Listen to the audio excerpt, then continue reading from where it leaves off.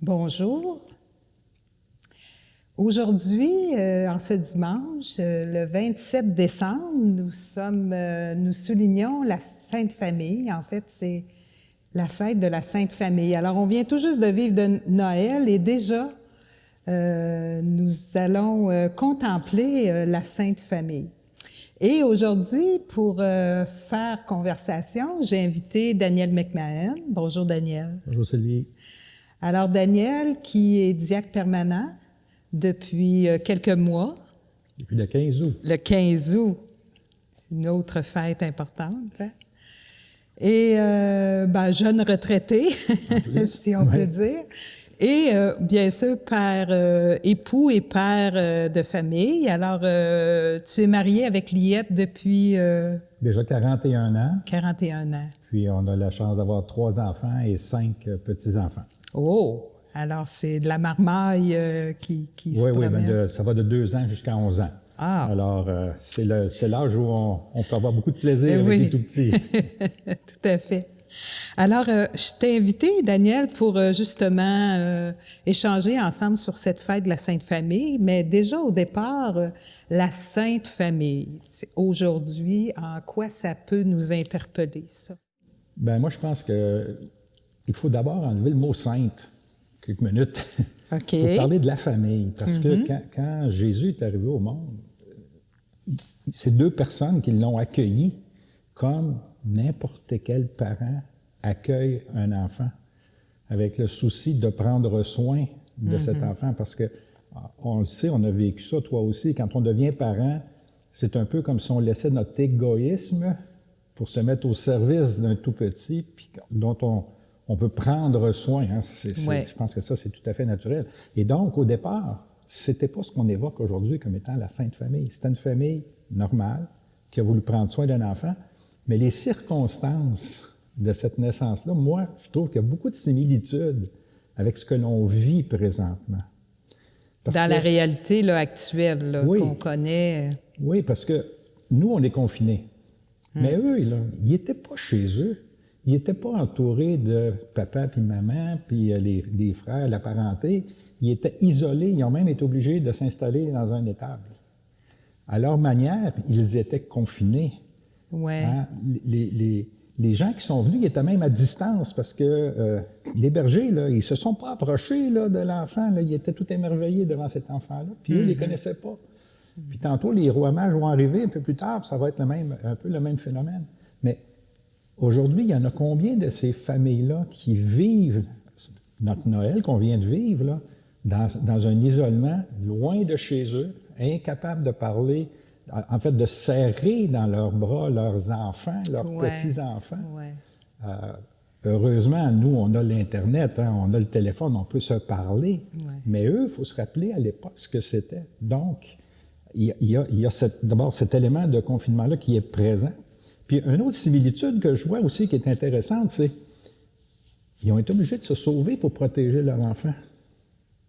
Il y en a combien aujourd'hui, des centaines et des centaines et des milliers de familles qui sont des migrants, qui sont obligés de quitter leur coin de pays parce qu'ils ne peuvent pas vivre, assurer en fait la survie, une vie digne, dans la dignité humaine de leur famille. Ils sont des millions, là. Ben oui. Partout.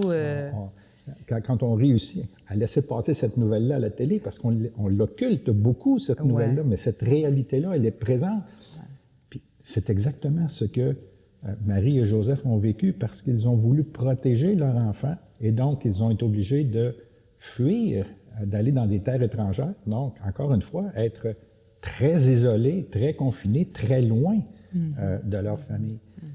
Et ça, pour moi, ce parallèle-là, je ne l'avais pas vraiment fait avant Noël cette année, mais là, je me suis dit, mon Dieu, c'est vrai, il y a cette réalité-là qui nous rattrape, puis on est peut-être un peu chanceux. Ça va peut-être apparaître bizarre que je parle de chance quand on parle de confinement. Oui, je t'écoute. Mais moi, je trouve qu'on est un peu chanceux parce que cette période de confinement que l'on vit nous ramène sur nos valeurs fondamentales, nous ramène sur cette réflexion profonde de pourquoi on a, en fait, nos enfants. C'est nos enfants, mais ce n'est pas notre propriété. Hein? On est là pour les faire grandir. On est là pour les élever. On est là pour espérer le meilleur pour eux, mais en même temps, on est là pour les laisser partir, pour qu'ils puissent voler de leurs propres ailes. Ouais. Même si parfois, il peut arriver des blessures, même si parfois, ils vont se brûler, hein? La vie va les amener à faire des choix où il peut y avoir des erreurs, mais tu sais, quand on regarde l'Évangile d'aujourd'hui... Bien, c'est ça, là, dans l'Évangile, là, on voit hein, qu'ils vont justement rencontrer, là, ils vont au temple, puis Siméon, et il y a une rencontre là, qui se vit là. Ben oui, tout à fait, puis ils se font dire des choses qui ne font pas de sens nécessairement pour eux. Là. Tu sais, quand on dit, là, cet enfant va provoquer la chute et le relèvement de beaucoup en Israël, il va être un signe de contradiction, puis ton âme sera traversée d'un glaive. Ça, il dit ça à Marie, là, Oui, la mère. il dit hein? ça à la mère. Marie, ton cœur va être transpercé par des événements qui vont subvenir. Mais c'est la réalité de la vie. Ouais. Tu sais, t'es mère toi-même, là, combien de fois on a le cœur qui nous serre, puis mais on doit faire confiance à la vie, faire confiance que les choses vont arriver pour le mieux par la suite. Mais encore là, c'est arrivé il y a 2000 ans, puis c'est comme aujourd'hui. Mais là, je t'écoute, Daniel, puis ça m'amène à réfléchir que finalement, est-ce que la Sainte Famille, tu sais, on est porté à penser Sainte Famille parfaite. Mais en fait, la Sainte Famille, est-ce que c'est pas la famille qui chemine dans la vie, comme parents, puis les enfants qui sont là, c'est avec des hauts et des bas, mais c'est la vie humaine, c'est un cheminement Sainte Famille. Il faut peut-être pas penser à une perfection de famille, parce qu'aujourd'hui, on rencontre toutes sortes de familles, hein, tout type de famille, et ce n'est pas moins... ils sont pas moins saints que des... En fait, la sainteté, c'est ce qu'on accorde. C'est un titre que l'on accorde après coup, mais c'est quelque chose qui se vit au quotidien. Ben oui, hein? Moi, je pense que la sainteté, d'une certaine façon, c'est un sourire qu'on accorde à quelqu'un. C'est une attention que l'on porte. C'est un coup de téléphone. C'est, en fait, à chaque fois que... Il y a un autre endroit dans l'Évangile, Jésus disait, ce que vous avez fait à celui... C'est quand vous l'avez fait à celui-là que vous me l'avez fait à moi. Puis là, il donne une série d'exemples, on se souvient. Mais pour moi, c'est ça, d'une certaine façon, la sainteté. C'est pas quelque chose qui est un état perpétuel, parce que on tombe, puis on se relève. Okay? Puis ça, c'est le propre de l'être humain, mais si on tend à s'améliorer, si on tend à vivre mieux ce chemin que Jésus nous a proposé, bien, en quelque sorte, on atteint des petits degrés de sainteté par-ci, par-là, qui fait en sorte que, en bout de piste, quand le Père va regarder notre vie, puis qu'il va faire l'addition hein, de toutes ces petites saintetés-là qu'on a fait, ben il va nous dire, écoute, viens-t'en mon chum, viens-t'en ma fille, je suis bien content là, de ce que tu as fait sur la terre, puis viens avec moi là, dans cette éternité-là que l'on espère pouvoir vivre un jour. Bien, quand je t'écoute, en fait, c'est comme l'expérience de la famille, hein, avec ses hauts et ses bas, ses grands moments de bonheur, puis ses moments plus difficiles, un enfant vit un échec ou quelqu'un de la famille est malade. Est-ce que, finalement, la dimension de la sainteté, c'est de poursuivre la route dans l'espérance? Tu parlais de la confiance tantôt, tu sais, comme parents, on veut que nos enfants aient confiance à la vie. Est-ce que, finalement, c'est pas ça, les petites touches de sainteté que la famille peut vivre au fur et à mesure? Moi, je crois beaucoup à ça. Je crois à cette capacité-là que l'on a de se relever dans les moments qui sont plus difficiles, puis d'apprécier les moments qui sont plus faciles, où le bonheur vient tout seul, comme on dit. Mais la sainteté, pour moi, c'est pas quelqu'un qui est en état de grâce perpétuelle, parce que ça n'existe pas. OK? On a tous nos hauts et nos bas. L'important, c'est de tendre à s'améliorer, de tendre à... en fait, Jésus nous a demandé rien qu'une chose, dans le fond, il nous a demandé d'aimer. Bon, perfectionne l'art d'aimer. Ouais, ouais. Petit à petit, au fil des échecs, au fil des réussites. Et moi, je pense que c'est ça qui fait que l'on tend vers ce qu'on appelle la sainteté. En fait, c'est notre chemin de sainteté, Tout à hein, fait. que tranquillement, on avance dans la vie en famille et dans la confiance, dans l'espérance, puis dans la confiance en sa présence, hein, parce qu'on est accompagné. Le Christ est là, qui chemine avec nous, puis qui fait que finalement, notre vie, c'est une vie qui nous permet de grandir et d'être saints. Oui, bien en fait, tu as raison. Chaque occasion est une occasion de grandir. Je me rappelle, Nelson Mandela avait dit à un moment donné, « Moi, je ne perds jamais. Soit je gagne, soit j'apprends. » Ah oui. OK? Donc, encore là, il était dans une attitude de peu importe ce qui m'arrive, puis Dieu sait là, qu'il ne l'a pas eu facile pendant de nombreuses années en prison. Là. Ouais. Mais malgré tout ça, il n'a jamais perdu cet espoir-là. Et donc, tant et aussi longtemps qu'on a l'espoir, moi, je pense qu'on grandit. Et cet accompagnement-là, il est là pour, en fait, nous soutenir. Puis il faut juste se rappeler que quand ça va bien, il est aussi là. Alors, c'est intéressant de vraiment prendre conscience que la Sainte Famille, c'est dans le quotidien que ça se vit. C'est simple, finalement. C'est accueillir la vie. Bien, moi, je pense que la Sainte Famille, à quelque part, c'est ta famille, c'est ma famille, c'est la famille des gens qui nous écoutent. C'est ce que l'on fait au quotidien. Ce sont les petites actions qui permettent à l'autre de grandir, qui nous permettent de prendre soin de l'autre. Et cette accumulation, moi, je pense que ça va exactement dans le sens de ce que Jésus nous a dit. Les fruits de l'esprit, la joie, la bonté, la bienveillance. On entend beaucoup le mot bienveillance actuellement.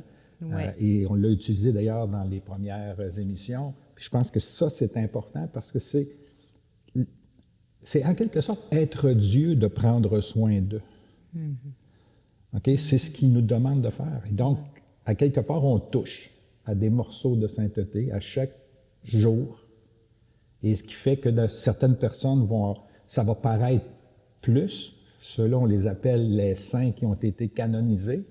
Mais moi, je suis convaincu qu'au ciel, c'est des milliards de saints qui ont vécu une vie simple, en dehors des caméras, et qui ont, par contre, cheminé vers ce que le Seigneur souhaitait pour nous, c'est-à-dire d'être heureux, d'être debout, d'aimer et d'être aimé. Alors, moi, en t'écoutant, je me dis, quand on regarde la crèche, tu sais, en ce dimanche où on contemple la Sainte Famille, on peut la regarder, la Sainte Famille, comme étant la famille parfaite. Mais notre échange nous amène à dire, bien, ils ont marché, ils ont vécu sur une route humaine. Et c'est la Sainte Famille. Alors, quand je contemple la Sainte Famille, finalement, je contemple aussi ma famille, les familles de mes proches, les familles proches de moi, celles qui sont loin aussi. Hein, On est toutes des familles qui sont en marche, d'une certaine façon, vers la Sainte Famille. Oui, oui.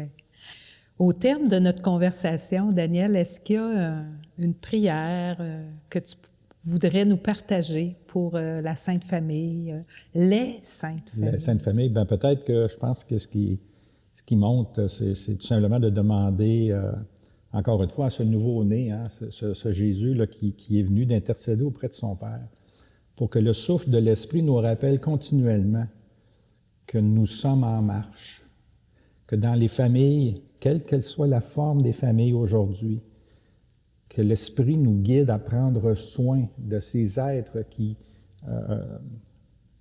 placent sur notre chemin pour qu'on puisse faire un bout de route avec eux, les aider à grandir pendant qu'ils nous aident nous-mêmes à grandir et faire en sorte qu'à chaque jour, on ait ces petites attentions envers, bien sûr, nos enfants, mais aussi notre entourage, qui sont ces petites attentions-là, en quelque sorte, des petits gains de sainteté au quotidien. Alors, merci beaucoup, Daniel, d'avoir pris ce temps de conversation. Merci, c'est riche.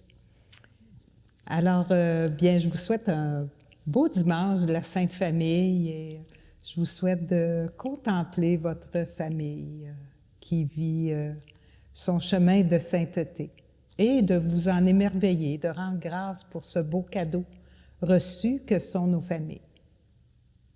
Bonne journée.